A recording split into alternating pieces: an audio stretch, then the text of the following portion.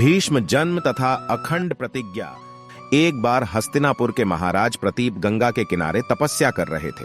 उनके रूप सौंदर्य से मोहित होकर गंगा उनकी जांघ पर आकर बैठ गईं। गंगा ने कहा, हे राजन, मैं ऋषि की पुत्री गंगा हूं और आपसे विवाह करने आपके पास आई हूं।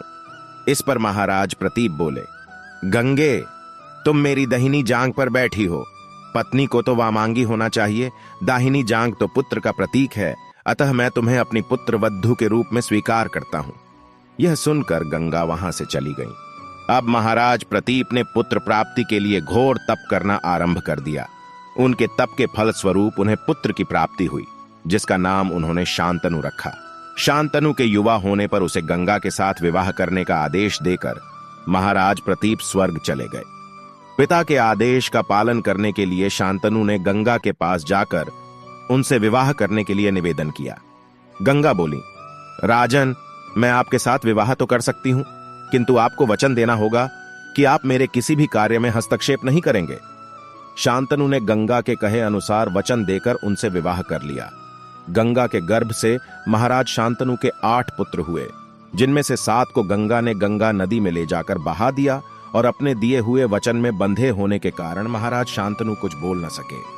जब गंगा का 8वां पुत्र हुआ और वह उसे भी नदी में बहाने के लिए ले जाने लगी तो राजा शांतनु से रहा न गया और वे बोले, गंगे, तुमने मेरे 7 पुत्रों को नदी में बहा दिया, किंतु अपनी प्रतिज्ञा के अनुसार मैंने कुछ न कहा। अब तुम मेरे इस 8वें पुत्र को भी बहाने जा रही हो। मैं तुमसे प्रार्थना करता हूं कि कृपा करके इसे नदी में मत बहाओ। महाराज शांतनु की बात सुनकर गंगा ने कहा, राजन, आपने अपनी प्रतिज्ञा भंग कर दी है, इसलिए अब मैं आपके पास नहीं रह सकती। इतना कहकर गंगा अपने पुत्र के साथ अंतर्ध्यान हो गई। तत्पश्चात महाराज शांतनु ने 36 वर्ष ब्रह्मचर्य व्रत धारण करके व्यतीत कर दिए। फिर एक दिन उन्होंने गंगा के किनारे जाकर गंगा से कहा, गंगे, आज मेरी इच्छा उस बालक को देखने की हो रही है जिसे तुम अपने साथ ले गई थी। गंगा एक सुंदर स्त्री के रूप में उस बालक के साथ प्रकट हो गई और बोली, राजन, यह आपका पुत्र है तथा इसका नाम देवव्रत है, इसे ग्रहण करो। यह पराक्रमी होने के साथ विद्वान भी होगा। अस्त्र विद्या में यह परशुराम के समान होगा।